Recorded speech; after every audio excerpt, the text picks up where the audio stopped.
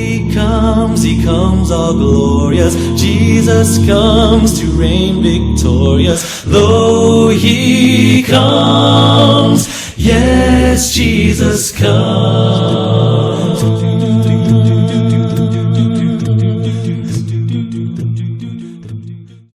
Our friends of Jesus, we want to thank you for this moment the Lord has granted us, that we may hear from him as he continues speaking to us.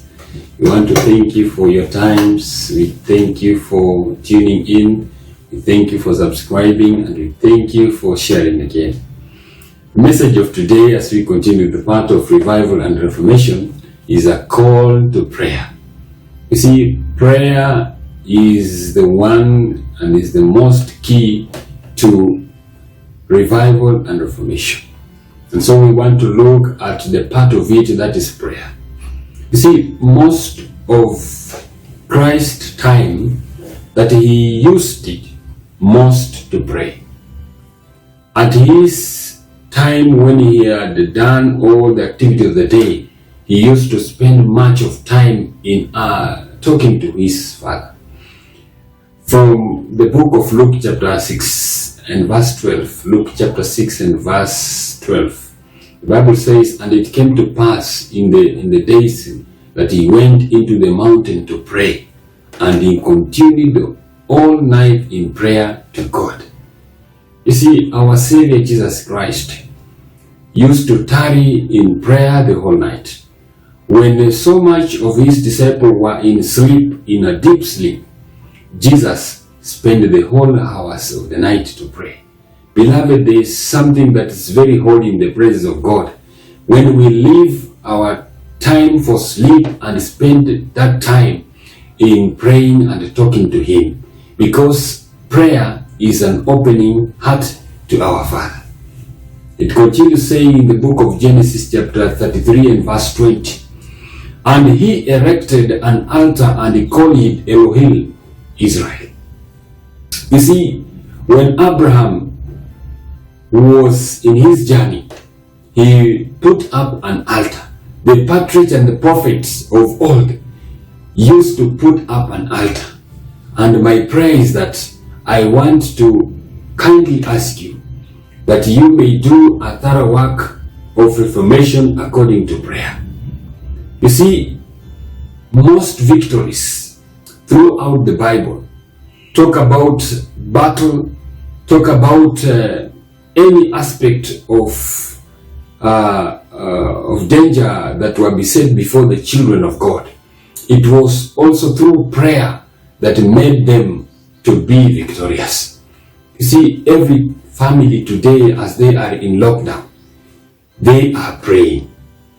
And through this lockdown, we need to realize that we need to have the fear of God.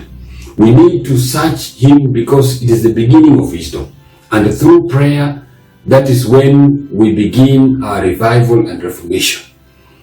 You see, our children cannot continue to live in these days and in these times that is difficult in this world without prayer.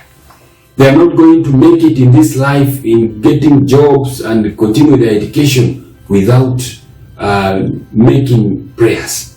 They will pursue and become victorious when we spend time with God in prayers.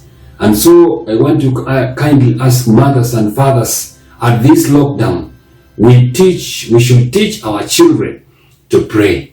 Teach our family to pray, because in seeking the Lord through prayers, that's when our children are brought in fearing of God.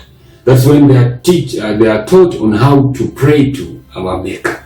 And so, beloved brothers and sisters, both in public and in private worship, it is a privilege for anyone and every Christian to bow down our knees when we pray to our God. You see, when we kneel down our knees to our God, we show him the reverence and all the majesty that he deserves. In Luke chapter 22 and verse 41, like Jesus' example, he knelt down and prayed. Also, the book of Acts chapter 9 verse 40, we see the disciples of Jesus kneeling down. This is very important as we give him all aspects, because he's our maker and he's our redeemer. Paul also prayed. While he was praying, he also kneeled down. Ezra also, after coming from captive, he kneeled in the presence of the people of God and the presence of God. Daniel also prayed while kneeling, 3 times in a day. From the book of Daniel chapter 6 and verse 10, he knelt down and he prayed to God. If we must participate in the completing work of the loud cry, we must spend more time with God in prayers, pleading for His Holy Spirit that will enable us to overcome sin and to get refreshment of the latter rain.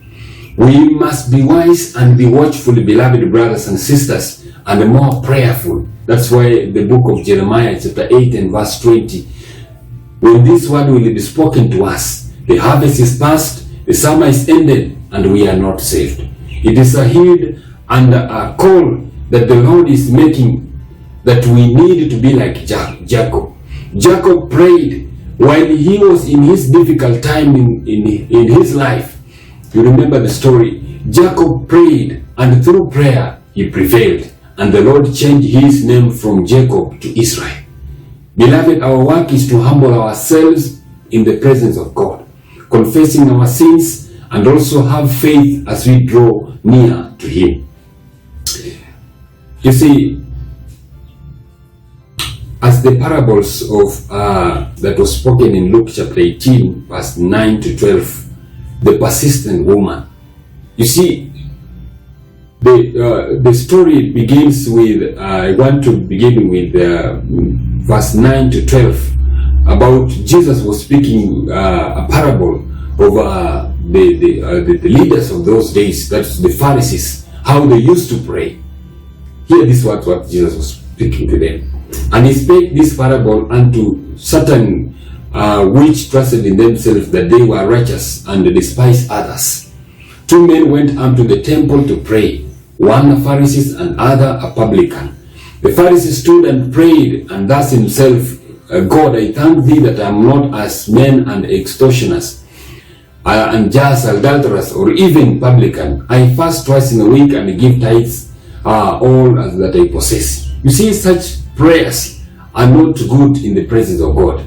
My dear brothers and sisters, the Lord is calling us to pray and usher in the second coming of Jesus. He is calling us to be persistent in praying for the latter rain. As we shall do that, the Lord will surely shower us with the blessing of the latter rain. It is my prayer that may you continue fighting in prayer for the Lord to break through and usher the second coming. May the Lord bless you. Our Father in heaven, thank you for giving us a privilege of prayer. Prayer that will bring revival.